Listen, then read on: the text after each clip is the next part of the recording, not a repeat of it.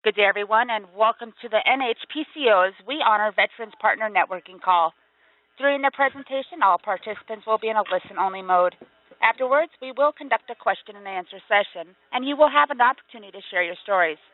At that time, if you have a question or a comment, please press star 1 on your telephone to enter the phone queue. As a reminder, today's conference is being recorded. I would now like to turn the conference over to Catherine Kemp. Please go ahead, ma'am. Hi, thank you, Rebecca, and welcome to everyone. Thank you for joining our final partner networking call of 2016. We're definitely happy to be here and glad you all could join us. We have a few updates from the NHPCO side and then a couple of speakers. Want to make sure we give them enough time, so just going to hit a few highlights. Firstly, everyone should have received the mail out for our annual educational needs assessment. We do ask that you please fill this out. It only takes a couple of minutes, and it really does provide us with some good insights and feedback with the sort of resources that you're needing and just different ways we can improve the program. And please know that we do go through the survey and read every comment, every bit of input, so we really appreciate everyone filling that out. Next, we actually have our Director of Communications, Amanda Bowe, with us. She's going to give us a couple of updates for 2017. Good afternoon, everyone. Thanks for being with us today. I just wanted to update you on something that's really exciting. We are going to be doing a We Honor Veterans newsletter. This is going to be something new to the program, and it will be a quarterly digital publication. The first issue will go out in March. The reason why we wanted to relay this information to you is because a lot of the copy and the content in the newsletter we hope is going to be focused on veteran stories, stories from our partners, anything from a veteran pinning to a veteran receiving a special wish, or even highlighting your staff, if you have staff members that are veteran-to-veteran volunteers or anything like that. We're looking for content. So we wanted to get that message out to you. It's going to be a great way to communicate within the partnerships and also to the general NHPCO membership about what's going on with We Honor Veterans, and hopefully it might be a good recruitment tool as well. So if you'd like to contribute to the publication, you can email stories to veterans@nhpco.org. We're always looking for new stories, even to use on social media. We thank you for sending those. We enjoy reading them and sharing them. So this will just be another vehicle for us to do that. So please keep sending your stories again to veterans@nhpco.org and look for that issue around the first week of March. Thanks. Yeah, thanks, Amanda. And again, I just want to echo what she said and really encourage you all to start sending in stories even now. You know, we're beginning to collect them from the newsletter. And anything and everything you'd like to share, you know, if you're going to be holding a big event, we want to hear from it. Also, as she said, we really want to highlight your staff members and vet-to-vet volunteers. We know that they're doing a lot of work behind the scenes, and they often don't get, you know, maybe the credit that they deserve, and we really do want to highlight them and all of the work that they're doing. All right, so without further ado, I want to introduce our speakers today. Just a quick introduction. You know, without fail, the question that we receive the most is regarding partnerships and collaborations and questions about HVPs. So we thought it might be a good idea to get some folks on that really are sort of shining stars in this arena. They really have gone above and beyond, and I think more than that, they've really skillfully they've been able to work with what is already there instead of trying to reinvent the wheel. So first, I would like to introduce Arlene Stepitat and Hazel Blankenship with the VetNet program. Hi, this is Arlene Stepitat, and I am the Manager of Volunteer Services at Visiting Nurse and Hospice Care in Santa Barbara. So you can just, if you're looking for me afterwards, go to vnhc.org, and I can help you. And we started our program several years ago because I had volunteers who were veterans. And I went to a training program about homeless vets in our town, and I saw that a lot of different people were there. The police department was there, the Salvation Army was there, a counseling center was there, and of course I was there, and everyone was asking each other, what do you have to do with vets? Like, what does hospice have to do with vets? And so I realized that those people in our community that we were all working with vets, nobody knew one another. And I just thought, we got to get all these people in the same room. At the same time, one of our board members at our agency, at our hospice, said to me, you're doing things with veterans. Do you know Hazel Blankenship? She's one of my best friends. And I said, I do not. And so this woman, Jane Haberman, introduced Hazel and I, and it took off from there. And I'll let Hazel explain the organization that she works with, and then we'll talk with you about how we created VetNet and what we've been doing these last almost 3 years now. Okay, hi, it's Hazel Blankenship. As Arlene said, we didn't know each other. Hospice and the veterans programs brought us together. My husband and I started the Pierre Kleisens Veterans Foundation about 12 years ago with a very generous donation from a local philanthropist, of course, Pierre Kleisens, for whom we named the foundation. And we raise about $1 million a year and spend it directly to assist veterans.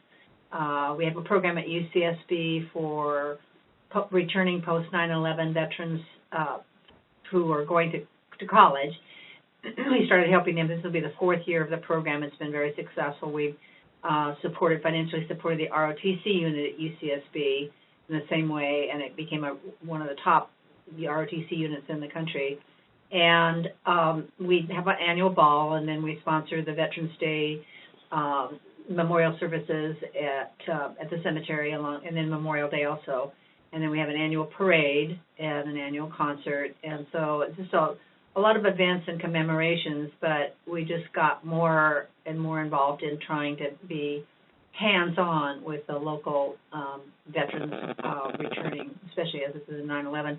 We're trying to, I'm taking very serious steps already to expand that same kind of financial help to the City College, which has a really big population of returning vets. So as Arlene said, our really good mutual friend and longtime hospice board member and introduced us and got us together about 3 years ago. We'll be going into our 4th year next year, and that's how it all started. And so Hazel and I had this conversation about getting people together, and what was interesting is Hazel said, I think we need to give everybody a really hot lunch, a beautiful lunch. That will pull people in. You know, if you feed people for free, they'll come in. And I said, well, that's a really great idea, but I don't have any money.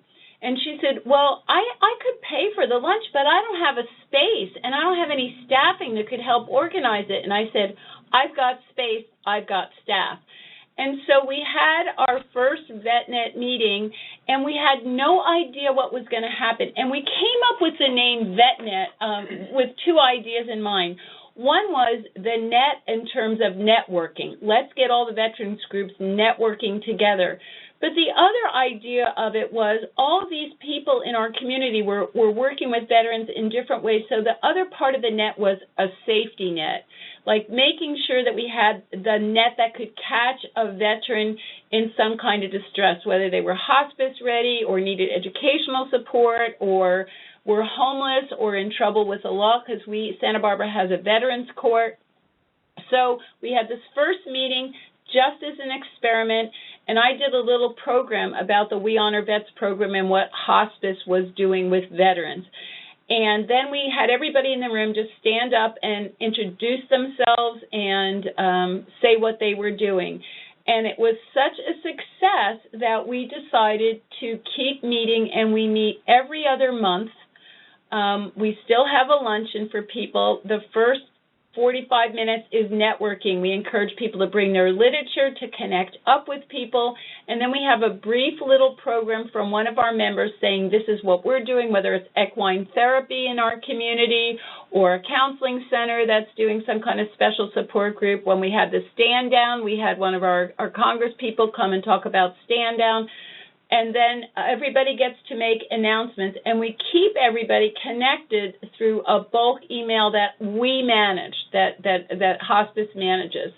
And as a result of that, also people have the safety net part has mobilized our community, and I'm going to have Hazel tell 2 stories of how this community made a safety net to 2 different veteran families, and it really made a big difference. So why don't you tell those stories? Okay, the first one, and we're allowed to use their names. And I'm backing up just a little bit, as Arlene said, the first one, I think we had something like 35 people, and then the next one we had 40 or 45, and so and the numbers stay around there for every meeting. So not everyone makes every meeting, but our only, I think, struggle, or a little bit of a struggle at the beginning, was to make sure that as the word got out, that we were not soliciting people or nonprofits or individuals who were looking for money, because we didn't have any money, and this was just, it took a few meetings, but finally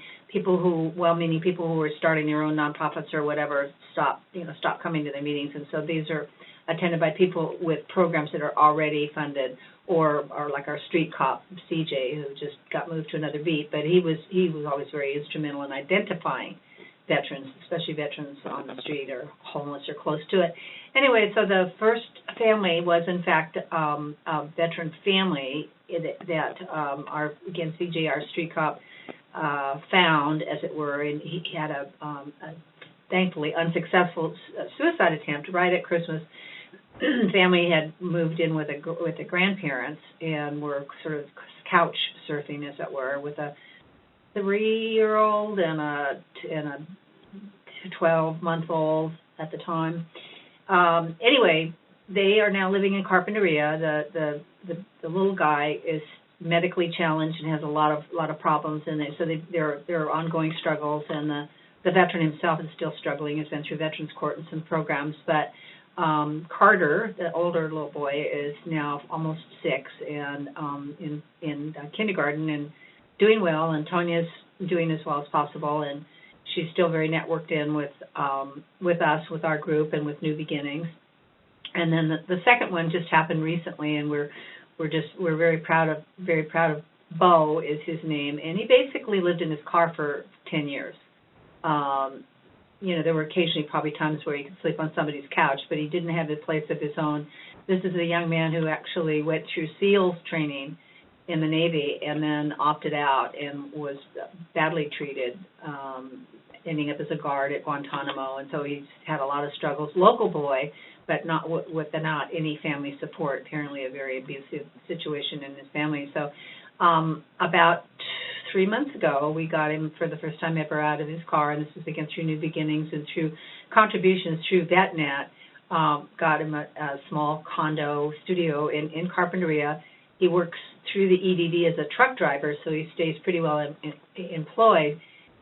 His primary struggle was really because of the financial situation. He'd compiled close to $3,000 in parking fines and citations for not having his car registered because he couldn't get ahead.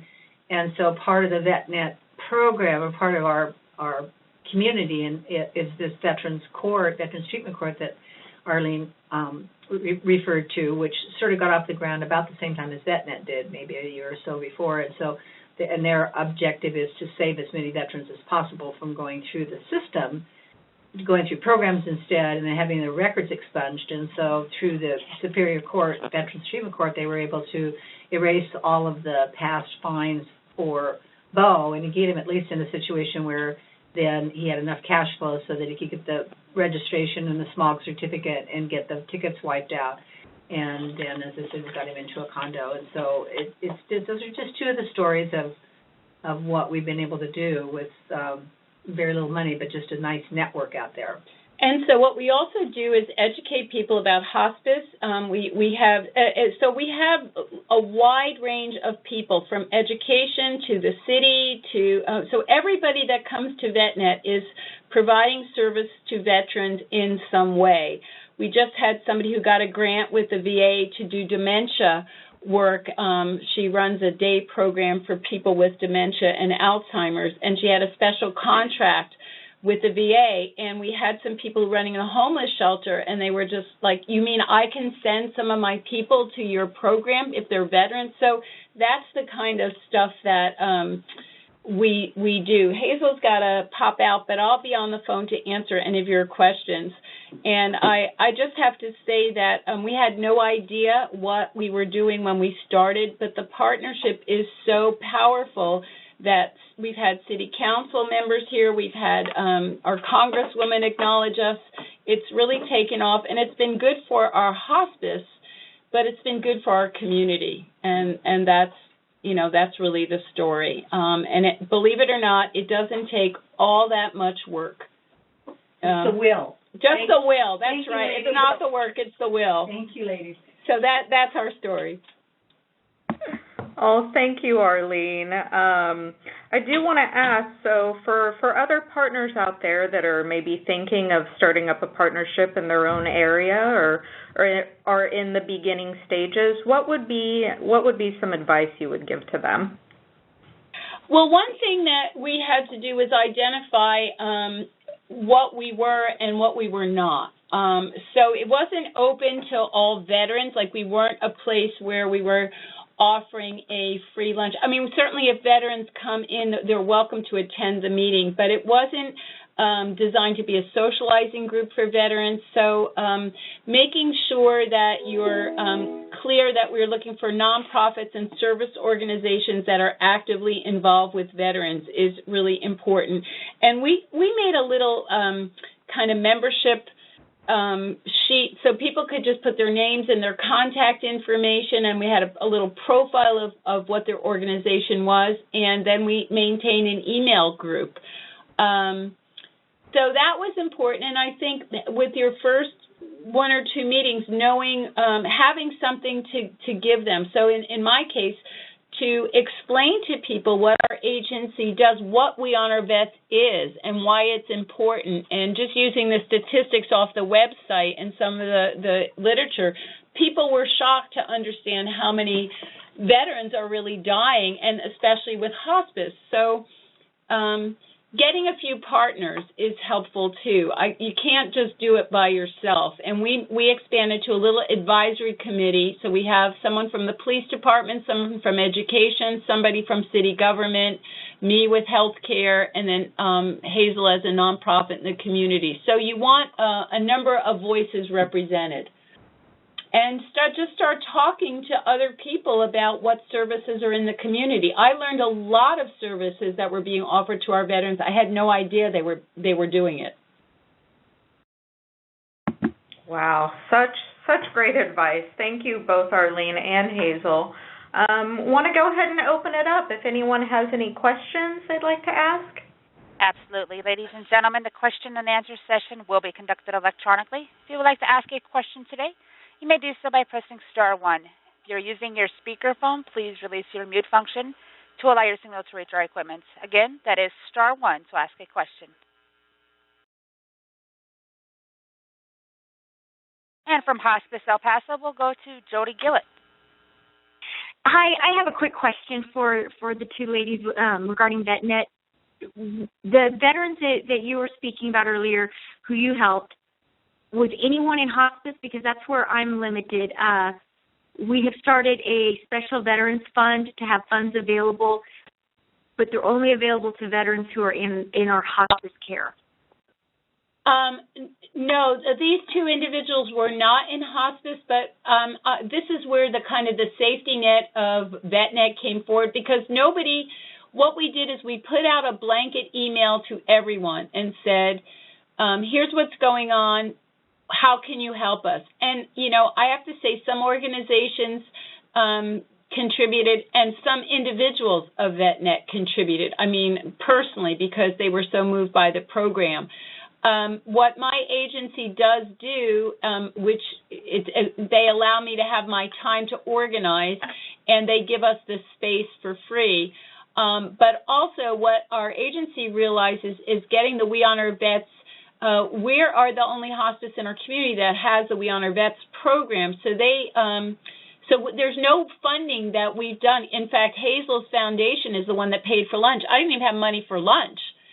So the money that went to help these two individuals, they were not hospice related. But what we found is people understanding the hospice benefit, particularly with homeless people or other people, it's increased our census just because people understand that we have a unique commitment to caring for veterans, and that draws people.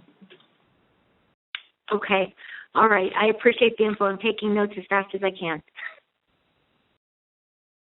Feel free to contact me. I'm happy to talk to you. Or Yeah, just so everyone knows, we'll be sending out the call notes as well as any information from the ladies at VetNet, just so you know how to get in contact with them and so they can help answer any questions as well. Great. Thank you.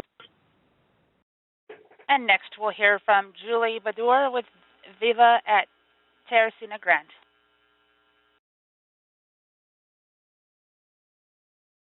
Julie, please check your mute button.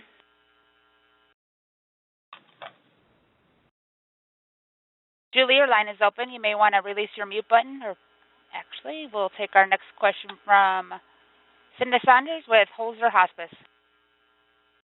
Good afternoon. I have my Vet on Vet volunteer, Ronnie Jeffrey, here, and he has a question on your newsletter. Yes, there are several different categories of veterans according to the VA department. I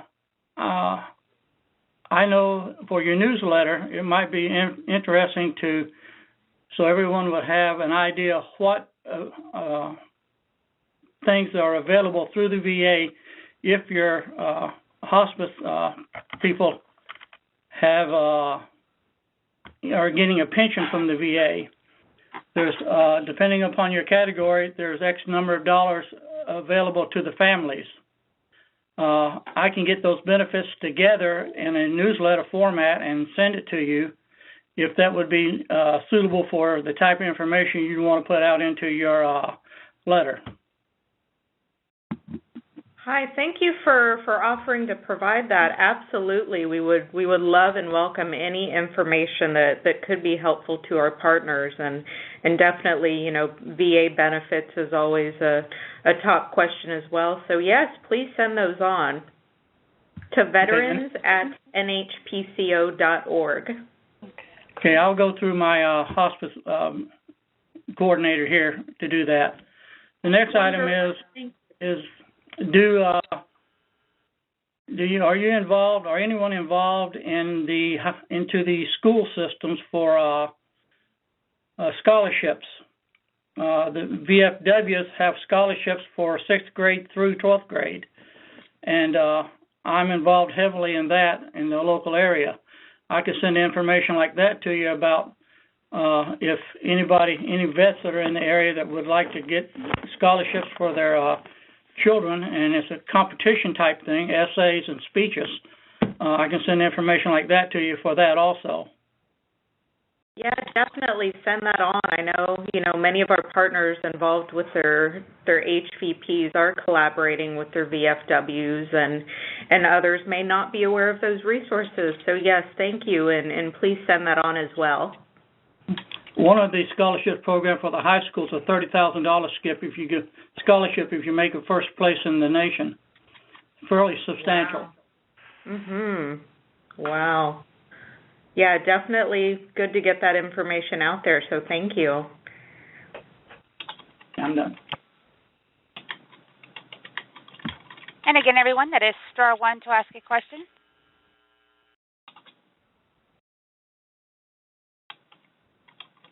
And our next question will come from Kathy Allman with Hospice and Palliative Care, Charlotte. Hi, Arlene. I missed your last name and your hospice. Can you restate that for me? Yeah, my last name is a mouthful. It is Steputat. And my hospice is Visiting Nurse and Hospice Care Santa Barbara. So it's vnhcsb.org. And I'm the manager of volunteers. Thank you. You're welcome. And again, everyone, that is *1. Be sure to release your mute function to allow your signal to reach our equipment. Again, everyone, that is *1 to ask a question or make a comment. And we'll hear from Aidan Lovelace with Kindred Hospice. Hi, I stepped into our We Honor Veterans program when I first started in March. We're at a level 3, and I'm working on a level 4. And I know one of the requirements is, having a volunteer.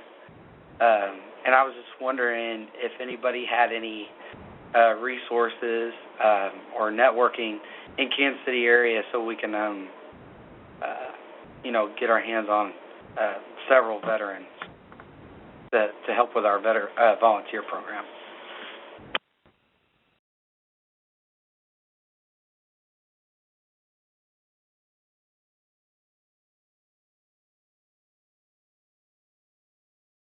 And if you're responding to the questioner's answer, you may be on mute.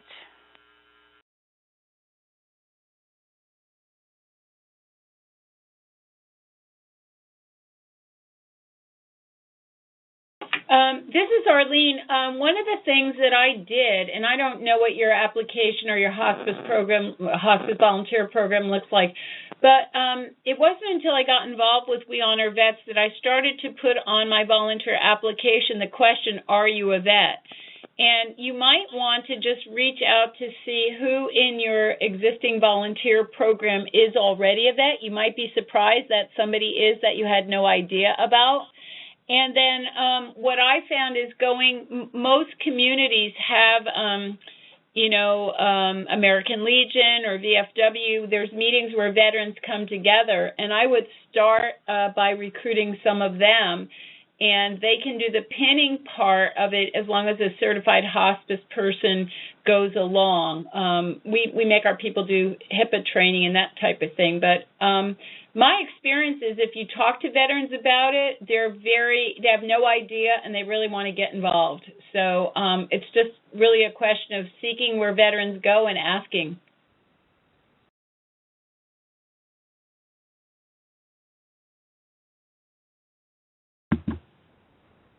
Well, thank you for that, Arlene, and thank you, everyone, for your questions. I'd like to go ahead. I want to make sure I give Cindy enough time to speak as well on her collaboration.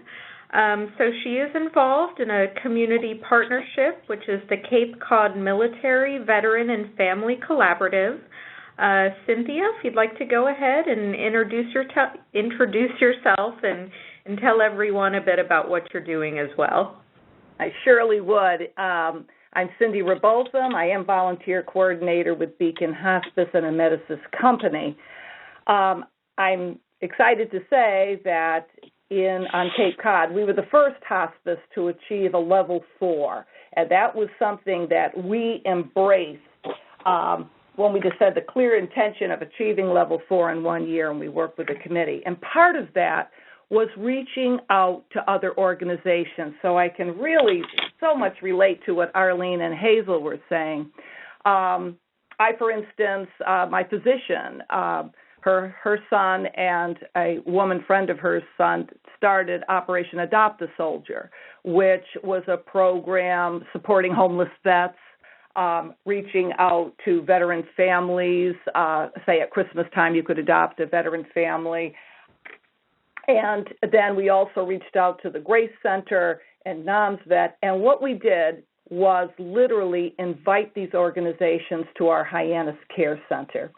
And I could absolutely relate to what Arlene and Hazel were saying. Some of them had never really sat down in the same room, and it became very obvious to us that we wanted to make a cohesive whole, where we wanted to all be able to contribute what we had, and that was the result of that, with the funding of the Cape Cod Foundation, was a website for easy access for veterans to use, and that way they could get onto the website and see things like housing, family support, jobs, education, health, and bereavement, of course, which is where Beacon Hospice fell under. As we went on, even though we are end of life, we do the pinning ceremonies, we also got involved. This is our 4th year of our particular care center adopting a veteran family. For instance, for Christmas, they give us a wish list and we fulfill it. This is something that is optional, but our staff has done for the last 4 years. That's through Operation Adopt a Soldier. I also had my pillow ladies, who are indirect volunteers who make cushioning pillows for our patients, also out of patriotic khaki material and stuff, made a number of neck pillows for our veterans. We also had a collection of toiletries for troops, where people would bring in, bars of soap, shampoo, and so forth that we could have shipped out to veterans. Just recently, we had a steering committee with our representative from the 3rd District, David Vieira, on Monday, meeting with myself and some other organizations to start the steering committee for launching 4 quarterly meetings a year, ending with a summit, where we're pulling all of the organizations that deal with vets, and that can be exactly, Red Cross, people who want to offer yoga for veterans. There are people who want to open up their businesses to hire veterans, and bringing them all together. And what we're going to have is a needs assessment on January 9th, going through it, and David Vieira is helping us spearhead this.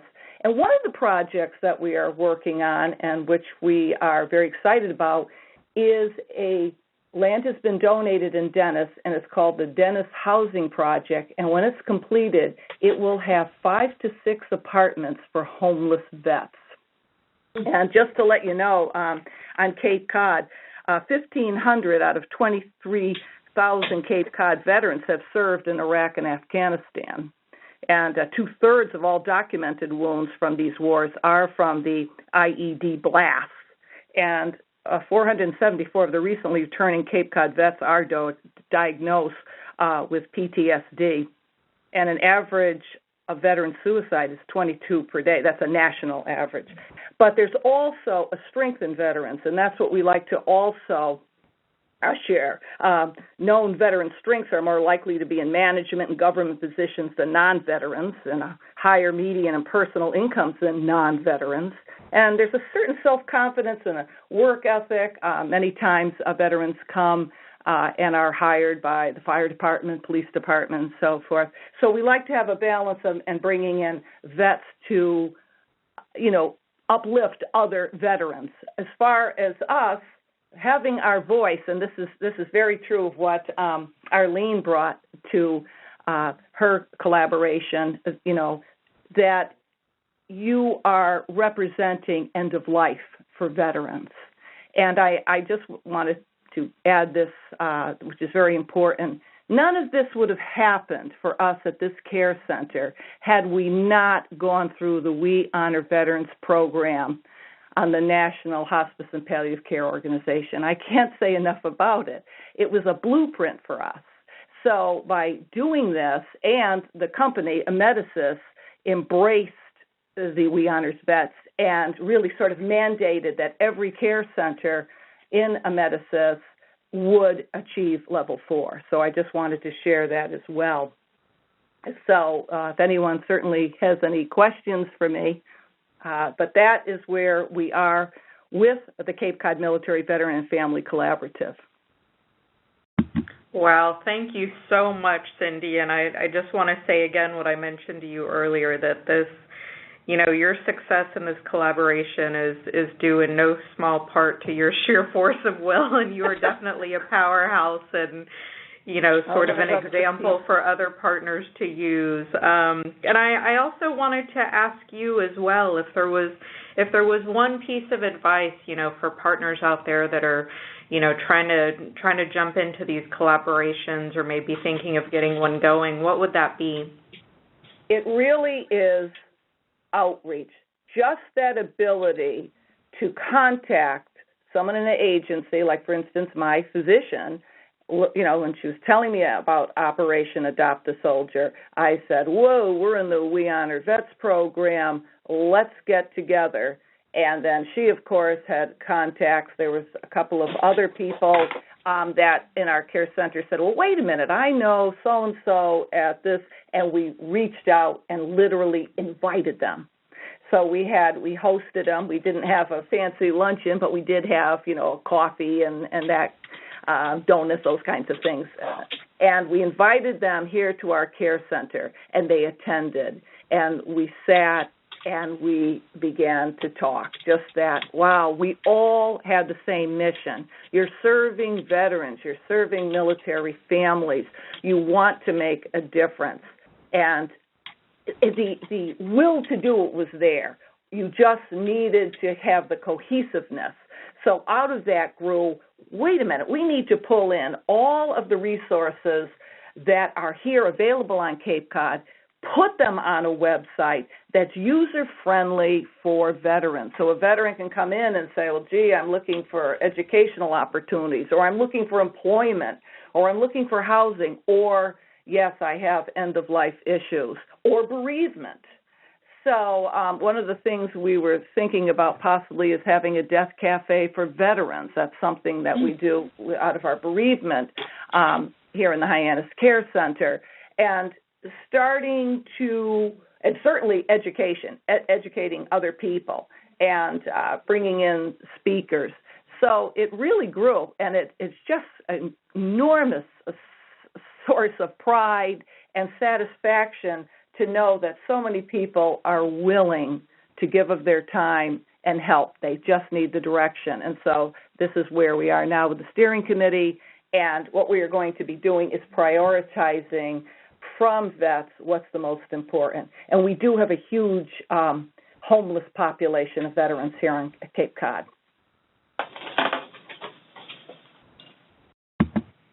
Well, thank you for that again, Cindy. And yeah, sure. Definitely now if we could open the line up to anyone with questions or comments. And as a reminder to everyone, that is star one to ask a question. And again, that is star one.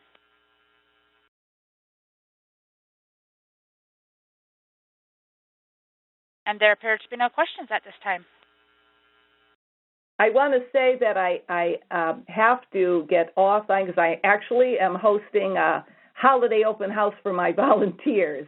But I thank you so much for the privilege of being on the call. And certainly, if anyone wants to reach me, I would be happy to speak to anyone or email me at cynthia.rebotham@amedisys.com at any time.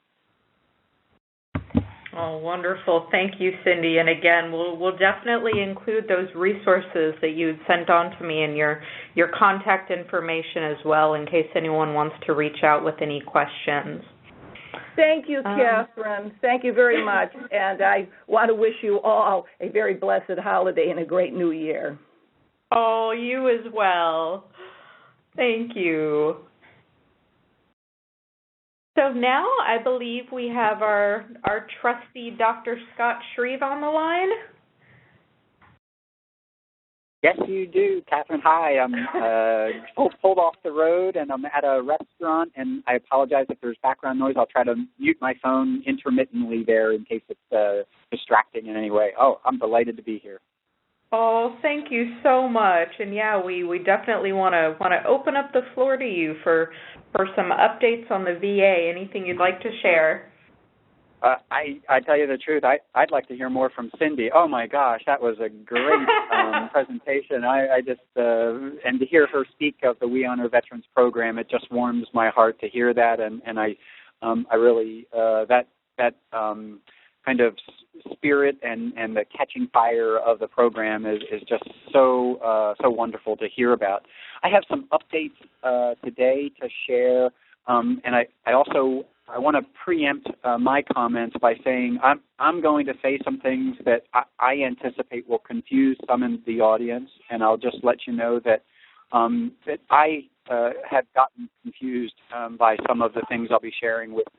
So anyway, I'm going to plant the seed now that I don't expect this for everyone to come away with a complete understanding of what's going on, but I do want to try to prepare people for some changes coming down the road. Okay, so I have a bit of a disclaimer at the beginning. The first off, really, Catherine, thanks to you and Glenn Sullivan and Sarah and others, many others who worked on the No Veteran Dies Alone resource manual. And I don't know, people got probably an email blast of that. Was that mentioned earlier in any way? I don't want to repeat things on this call. No, it hasn't been mentioned yet. And I just to mention that resource manual, it's a bit voluminous perhaps, but for VA people, it has been really positively received. We've just heard a lot of appreciation for the in-depth outlining and resources, forms, and approach to it. And I just wanted to let you all know, as Cindy knows, where she is going to an open house to recognize and support her volunteers. This veteran-to-veteran volunteering has just kind of come out of the We Honor Veterans program as really one of the major benefits of the program. So anyway, please take advantage of that resource. Catherine and I will be talking further on various ways of how to help you in putting that resource to use. And by the way, if there's any questions along the way, I welcome questions and interruptions along the way. I'm going to jump over into a bit of a more sensitive area, and this is VA-paid hospice care. My opening comment is that I think this has really happened much more smoothly than I anticipated for 2016. And the most recent concerns I had related to the service intensity add-on, which I have asked on previous networking calls, and I'm going to ask again now, is anyone having problems with getting paid by the VA or with a service intensity add-on payment? And I think it's been pretty quiet when I've asked this question on previous calls, so I want to stop here and hear about any concerns people have had. And by the way, VA is not notoriously fast at paying, but we are very good at honoring our bills. In some ways, it's a pleasure that it's quiet here. That I'm hoping haven't run into significant problems with payment from VA.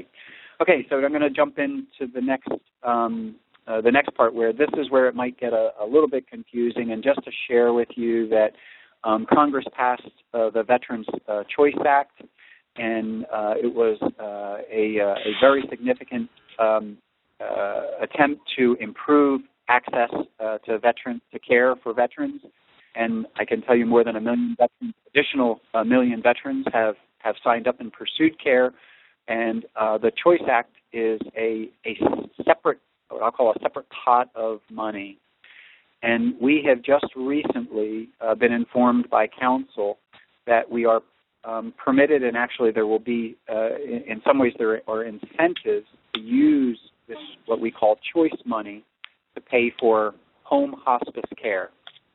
And that is significant in that that funding by Congress is generally more readily available than non-choice money for home care. And that will be, I believe that will be used over the ensuing months, that many facilities, if not all VA facilities, will be converting over to use what we call this choice money. And it's basically, it's regular dollars, but it comes out of a different accounting pot. How does that impact the community provider? You will likely be asked to establish a provider agreement with a local VA medical center if you don't have one already. And these provider agreements are not contracts. They are much simpler, much less intensive from a legal perspective, and it's a different way of doing business. Many community hospices are paid by VA really with very little agreements back and forth. Some have MOUs, some have provider agreements. Some just allow the VA to pay them the regular Medicare rate, and there's almost very little documentation at all. And some actually a few have contracts. So I'm just going to stop there, and I want to do a check-in to see and just to prepare people for establishment of these provider agreements, and it may raise some anxiety levels. So I want to stop and try to address that if there are concerns. And again, everyone, that is star one. And we'll go ahead and hear from Vicki Harvey with Hospice of East Texas. Hi, Vicki.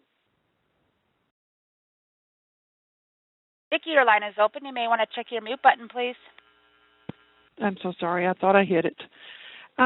We are concerned about this because our hospice is working right now with the VA in the Dallas area, and we're just having a really difficult time getting them to respond to veterans that want to be put on hospice that are hospice appropriate.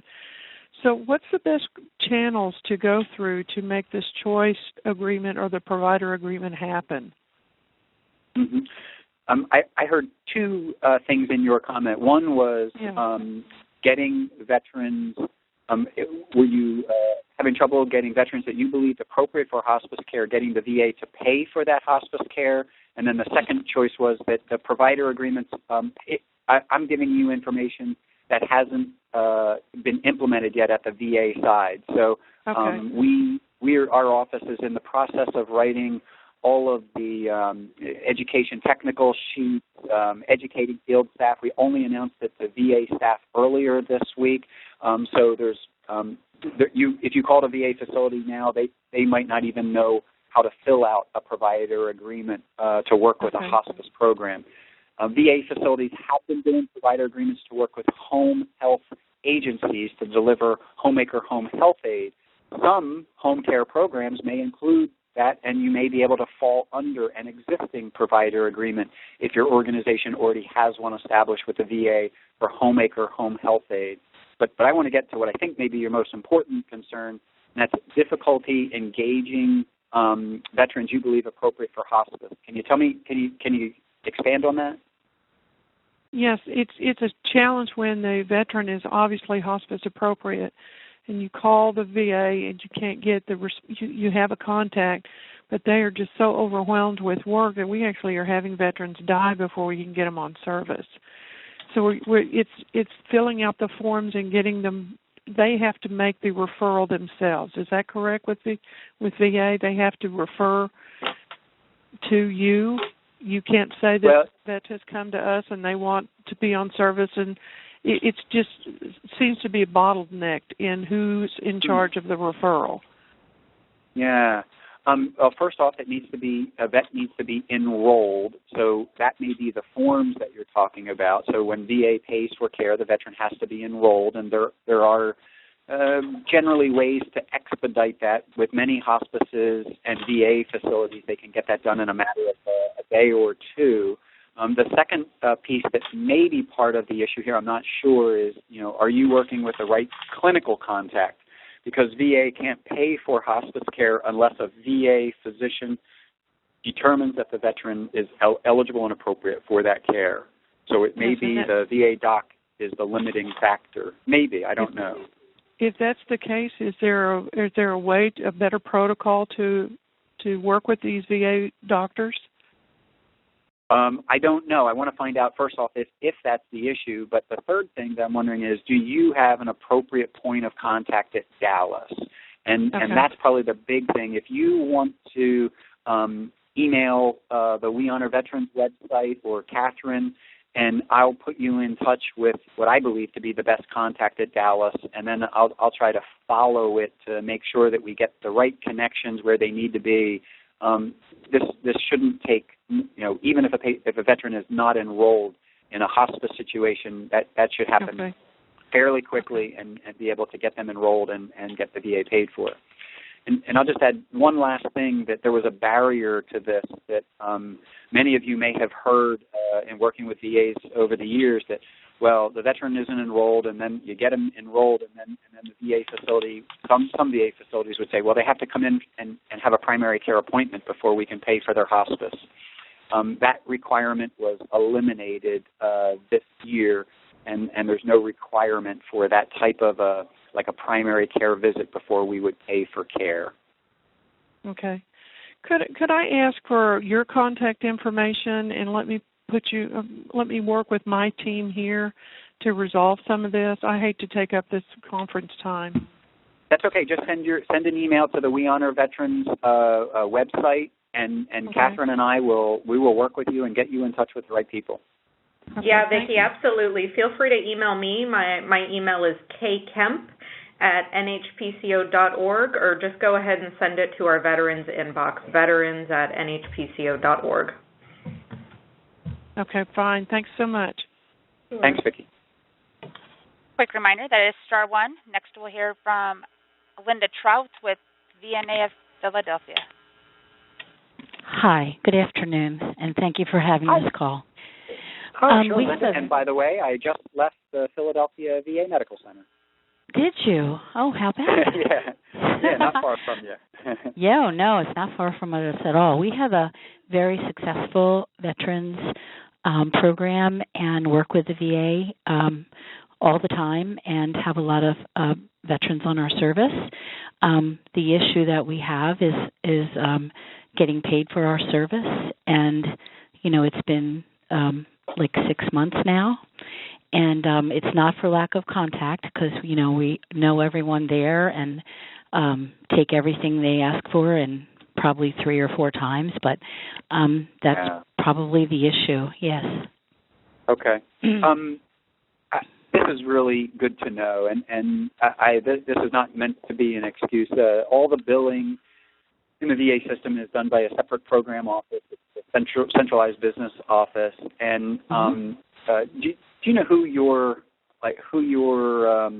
would be your number one contact at Philadelphia VA? If you're able to share me a name or want to email that to Catherine and the We Honor Veterans website. Sure. I will email you. Yeah, there's a number of people, and including the physician that we work with, the physicians there. And yeah, Deborah, right? You're working with Deborah Way? Yeah, Deborah Way. Yes, Deborah Way. Yeah. And then there's 2 other people that are involved with it too. One's social work, and then there's the other one who processes.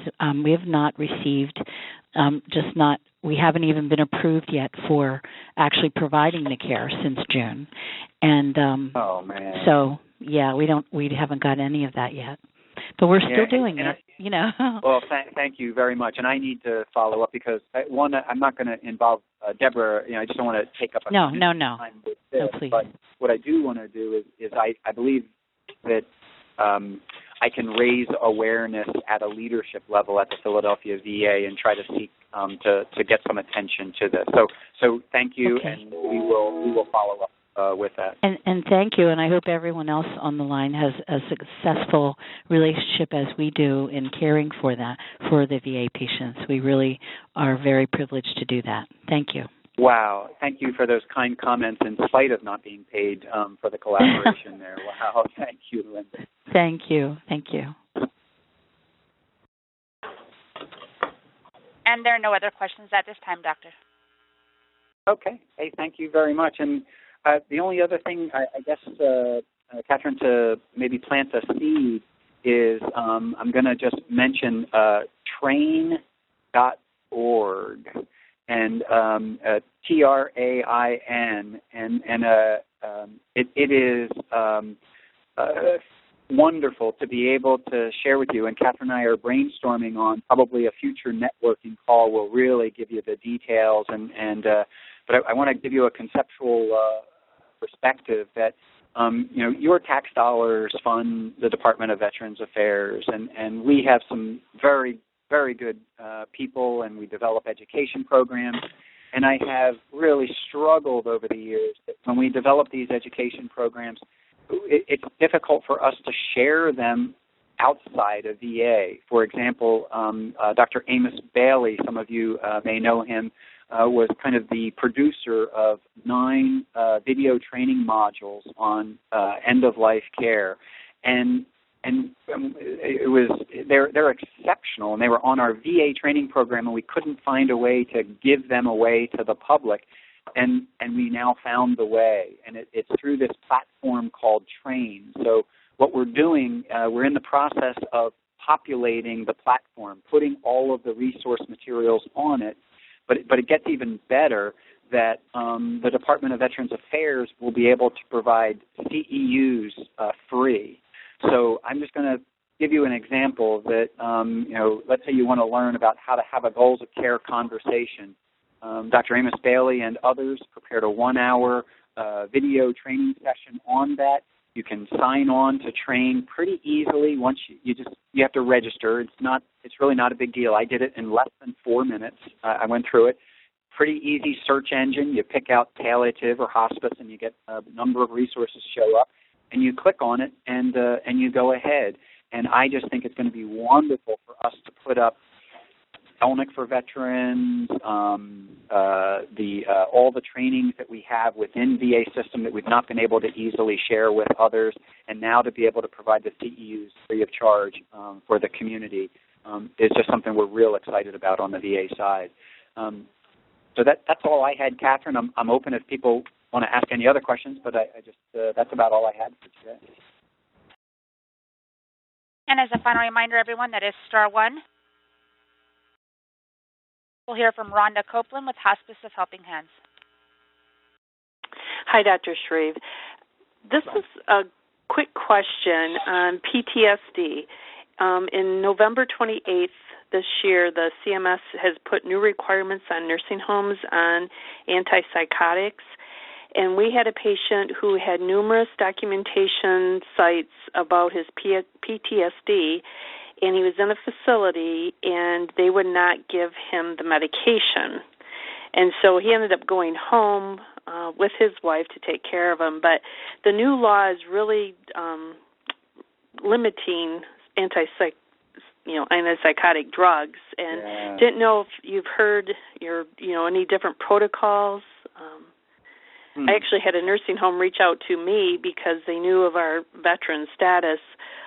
We didn't have a patient in this one facility, but they were wondering if anything was going on about if there's an exception with PTSD veterans. So, yeah, I'm not aware of any CMS exception. VA falls under the same antipsychotic use protocol that Medicare does. And what we did internally in the department, or I should say what we're working on, it has not come to fruition yet, but I believe is moving forward, is when that information gets reported. Let's say you're doing a nursing home review. Here's the total number of usage of antipsychotics, and then they break it out. Oh, let's remove all the patients that are receiving hospice care, and just pull that out of the figure. And at many of our VA nursing homes, we call them community living centers, that was important for leadership to know when you pulled out hospice care.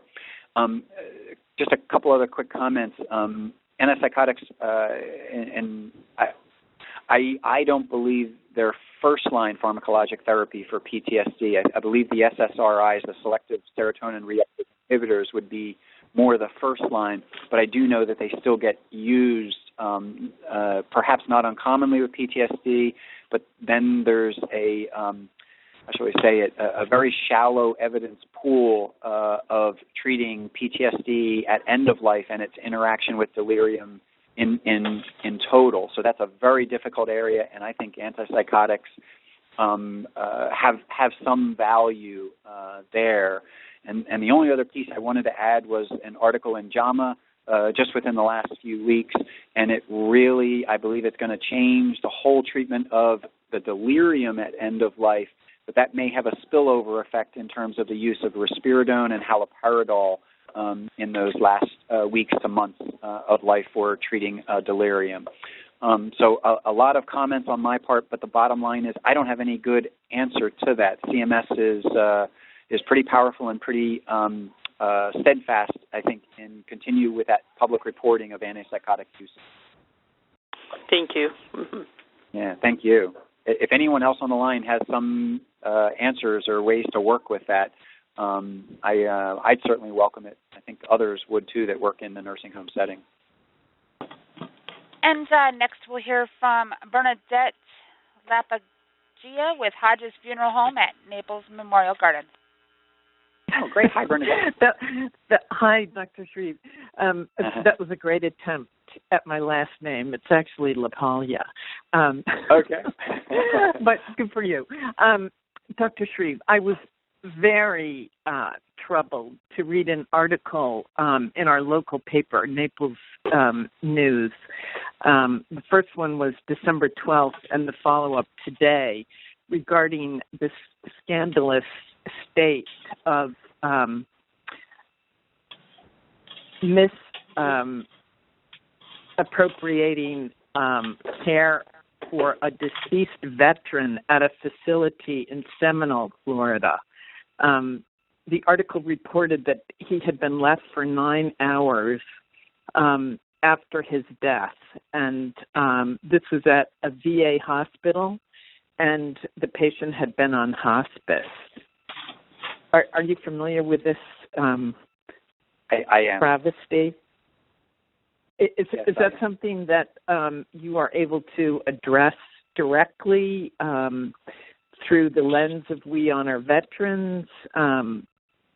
How can you best tell us how we should situate this and how we might, through this network of accountability, even address it if possible? Wow, Bernadette, that's a good question. I don't want to address it specifically to that case other than to say that this is the first time I have ever heard of anything like this in my 22 years at the VA. I can assure you at the highest levels, Secretary Bob McDonald and others are aware and I believe doing everything possible to make sure that this exception, when I say exceptional, this rare event will never happen again. So I think it's isolated. I don't have any other easy answers for what is just really a terrible situation that happened a number of months ago, but is now coming to the press and investigations, by the way. Oh, and I think it was actually in February. Correct. If I remember. I don't have the article in front of me, but it certainly just cast a black eye on not only the hospice program for veterans, but the veterans facility. Yes, I agree with that.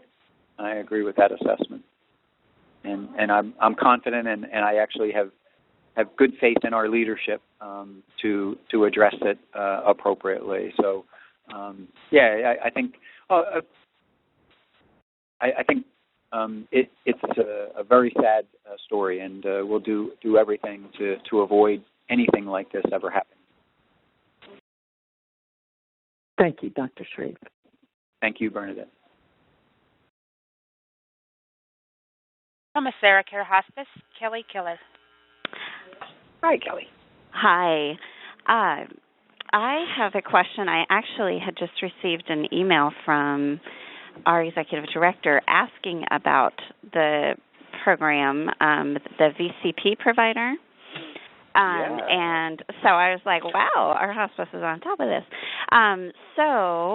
The email that we received was that all of the AseraCares nationwide are registered now as a VCP provider, and that we need to contact our local VA to verify that they have us in their system. So who is that person that I should be, I mean, not name, but like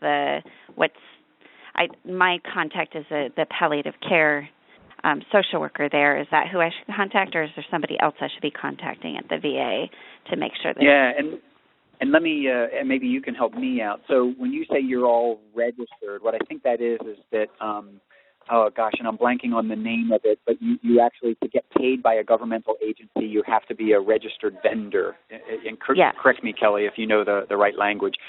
There's a whole nother layer coming with this Veterans Choice Program, VCP,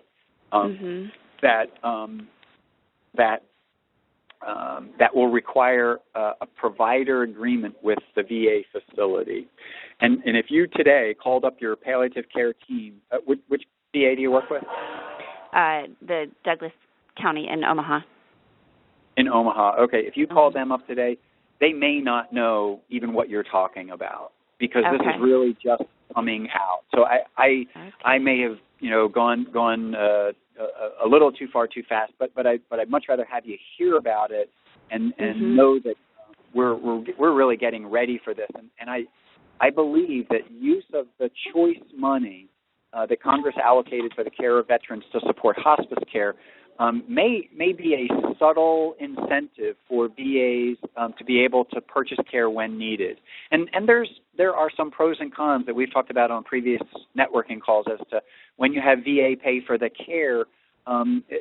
We are not Medicare. You can't kind of just retrospectively call and say, oh, last week we had this patient on GIP and here's the bill. VA is a little different in a number of respects, and sometimes the VA provider wants to be the attending of record also, and what are we going to do on off hours and all those kinds of things.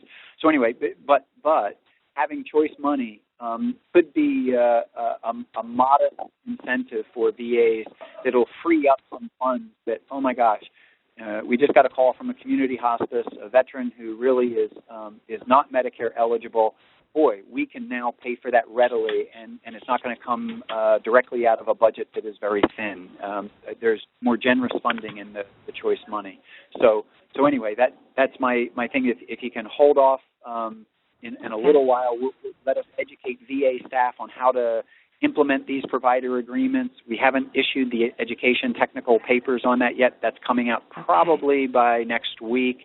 I think we're going to start the new year, and I wanted you to at least hear about it in case you got a call from your palliative care person saying, uh-oh, we need to talk about this provider agreement thing. Can we get together, or can we share a copy of it with you? Okay. So. And there's a PC3 thing in this email as well. Is that also new, or is that something that's been around for us? We're familiar with that. I don't think you need to worry about that. I just want to.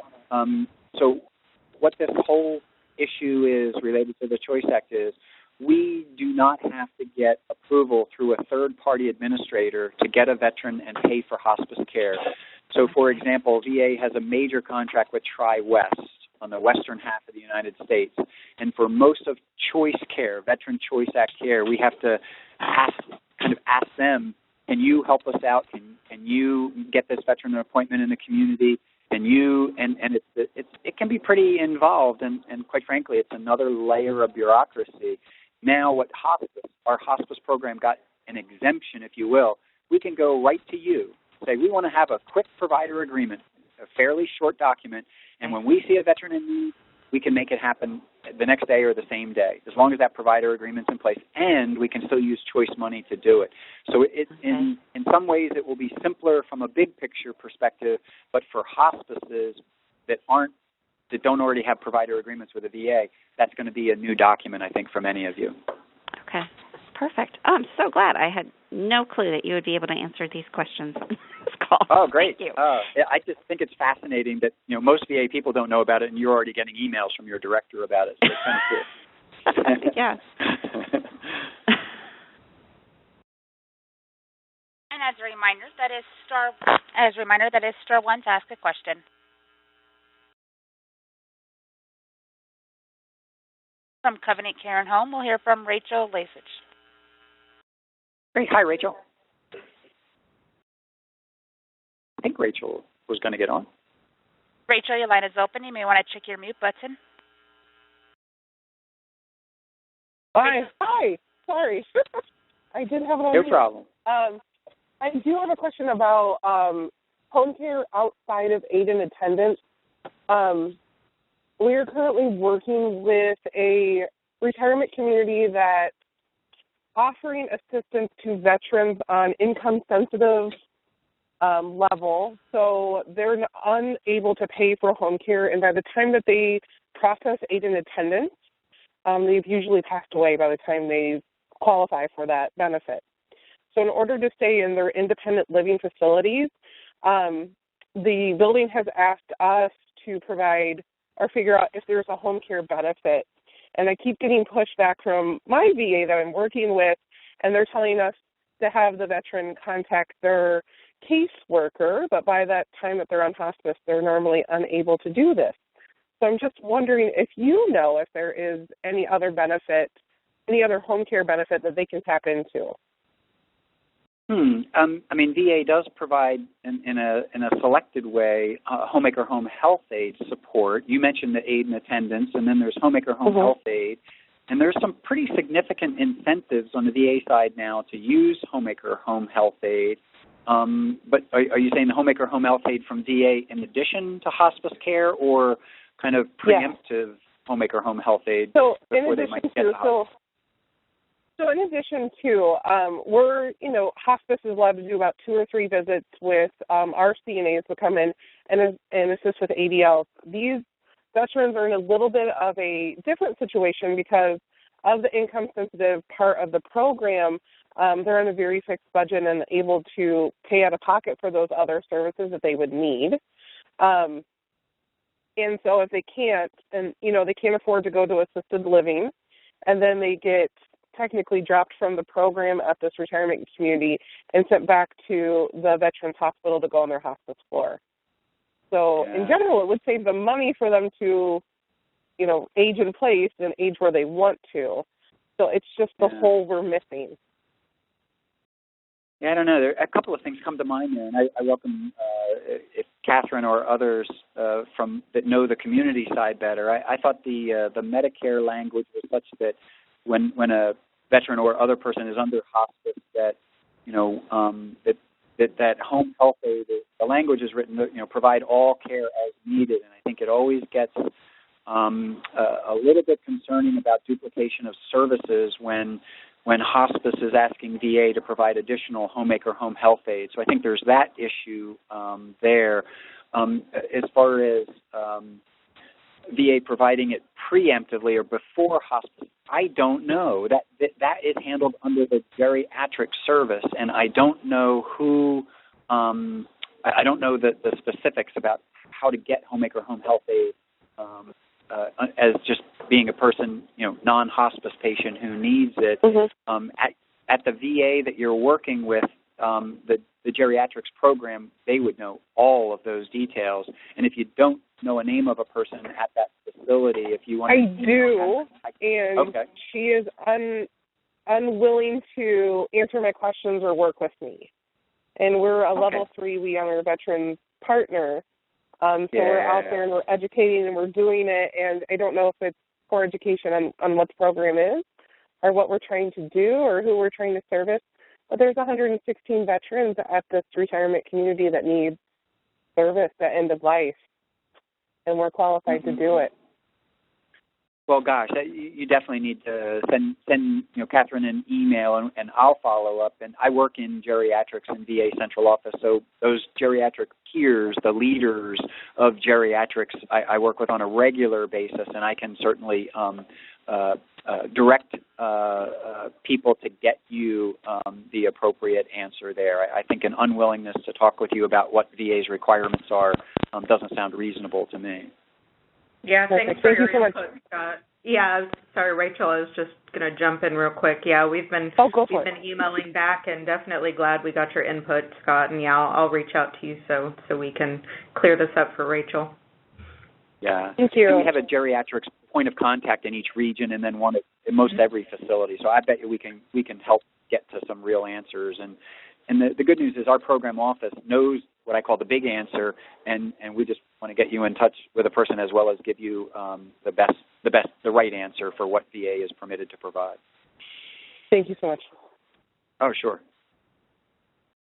From Advanced Hospice, John Lee Duncan. Hey, Doctor. Real quick, what was the website again for that training you brought up? I'm pretty sure. I'm doing this from memory now. It's really simple. It's train.org, but what I can't remember is if you have to put a VA in front of it. You can even try while we're talking. www.train.org and see if that. And it brings up, and it's got the search engine. I think we put a few things on there just kind of for fun, even though we don't have as much as we really plan to put up there. But if you just Google VA and train, I'm pretty sure one of the first couple of sites that comes up is that one. And Catherine, we're going to get that to you. VHA.train.org. Oh, yeah. Okay. Oh, thanks. VAH? VHA. Yeah. Veterans Health Administration. VHA. Train.org. Mm-hmm. Got it. Thank you, Catherine. Thank you. And then quick follow-up to the skilled nursing facility with the antipsychotics. I know one of the things that we've done in California is besides the orders, we would also get a letter from our medical director stating why this is needed to make it a little bit less medically. And sometimes we've had skilled nursing facilities who've accepted that letter because I know what their biggest concern is getting audited by the state, and why are we having Haldol or all these other medications. But sometimes that letter on a cover letter makes them more willing to accept the patient with the antipsychotics, and that's what we've done and we're successful with here in California. That's impressive. I really like that idea, and that was Rhonda who brought that up about PTSD. But I think it may be more prevalent with the antipsychotic use for nausea with many hospice patients, where they fall into that category. So that letter, glad to hear that may help with an audit. What a great suggestion there. Thanks. Yeah. Thank you. Next question comes from Jody Gillett with Hospice El Paso. Hello, I just wanted to comment to, her name was Rachel, who was asking about the provider services through the VA whenever a patient goes on hospice. I work with the palliative care coordinator at the El Paso VA clinic, and she is amazing, and she's the one who also helps us get the VA off so we can get paid whenever a veteran comes under hospice services. But in her office, there are also two ladies who deal with the provider services. And it's not what's the word I'm looking for? The patients are not limited to having either the VA provider services or the hospice CNAs. They can have both. They also tell me that, we just had this conversation yesterday when I was there, they also say that the higher acuity patients, which are obviously going to be more the hospice patients, is that not only can they have both, but they can even receive increased hours through the VA. They also say that a patient can have a hospice CNA come in the morning and bathe them, and have a CNA through the provider services come in the evening and bathe them. I did request a copy of the SOP from them. Unfortunately, it does not give in detail what is allowed and what isn't, and because of how it's written, we personally don't duplicate services on the same day. So what we do is we just schedule with the VA CNA on what days they will be going in, and we send our CNAs out on a different day, but they can keep both according to my local clinic. That's really good to hear, Jody, and I have heard of that, but I'll just share that I think, and maybe it's Rachel is the evidence of it. It seems to be inconsistent, and what I don't believe is going to be easy for me to get, but would be some type of policy document from the geriatrics people within VA about, okay, I'm confident there's no rule on the VA side that prevents us from providing homemaker home health aid in addition to hospice care. I thought the barrier was more on the community Medicare side. But when we do provide it in concert with either a community hospice agency or even what I call pre-hospice, I don't know how it's determined how much homemaker home health aid each veteran is eligible for, and I've just never seen that kind of specific document that really gives clear guidance on that. Maybe you have, Jody. I don't know. I have not, and that's. To be honest with you, I'd never even thought about the criteria, because that's kind of out of our our scope, since the VA figures that out, but we meet with many veterans and their families, and they're already receiving the homemaker services through the VA, and we are allowed to not only admit them into hospice, but send out a CNA as well. And then if we see that the veteran requires even more assistance, of course, the way our policy works is as a patient, veteran or not, as the patient declines, of course, the visits are going to become more and more frequent. But if they need additional hours, it is possible, and again, I don't know the criteria, for the VA to provide more hours. And but I wish the SOP was a little more detailed in outlining what can and cannot happen, because everybody at our El Paso VA clinic tells us, yes, that you can have a patient bathe twice a day, once from your agency and once through the VA, but there's nothing in writing that states that, so therefore we don't. Good. Okay. I'm really glad that's working out for you, and I think that sounds like a good solution. I'll try to get more clarity to Rachel and others when I get on the next networking call to follow up with some guidelines for Homemaker Home Healthy. That would be great. That would be very helpful.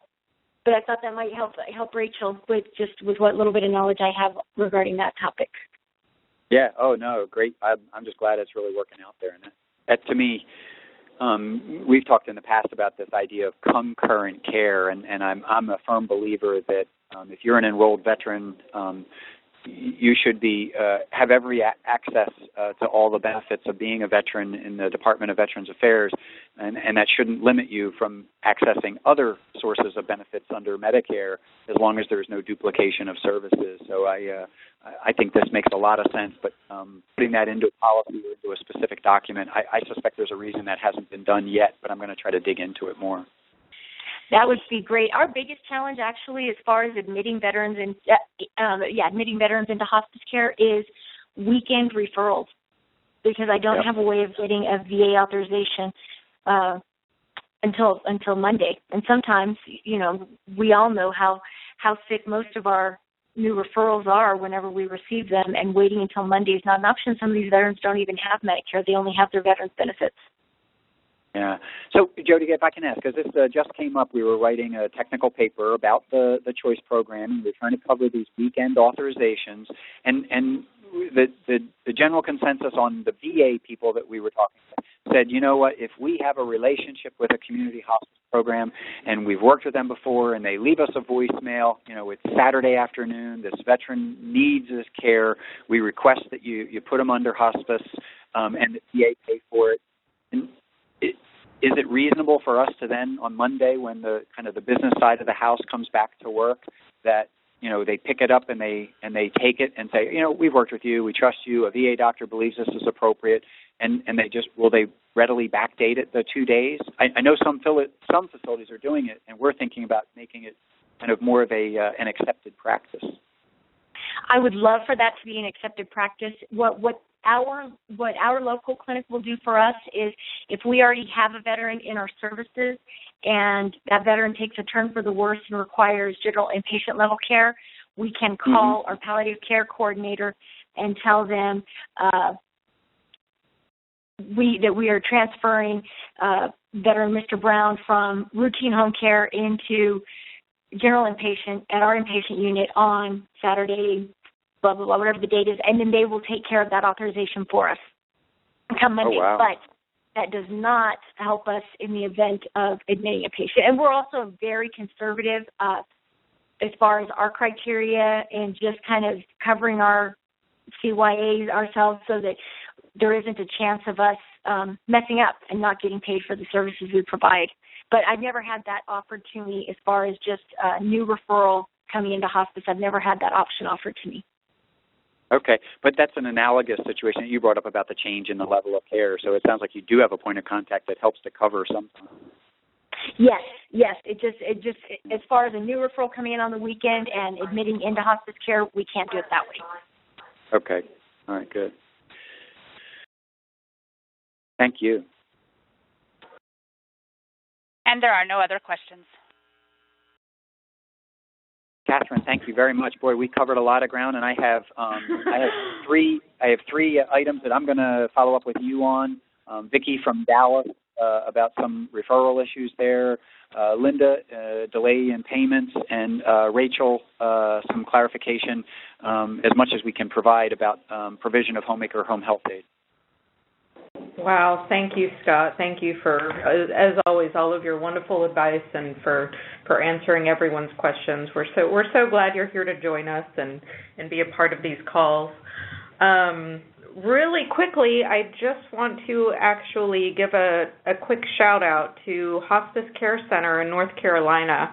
Last week, I was fortunate enough to be invited to their big Pearl Harbor Veterans coffee event, and there were actually about 700 folks there. 500 or so were veterans themselves, and it was a wonderful event. And I just wanted to take the last few minutes. Don't want to put you on the spot too much here, Dawn Timmons, if you're still on the call, but to let you share a little bit about the coffee, or anyone else, if you have anything to share, sort of looking back at 2016, some of your highlights or things that you're looking forward to in 2017. And again, that does conclude today's presentation. We do thank everyone for your participation.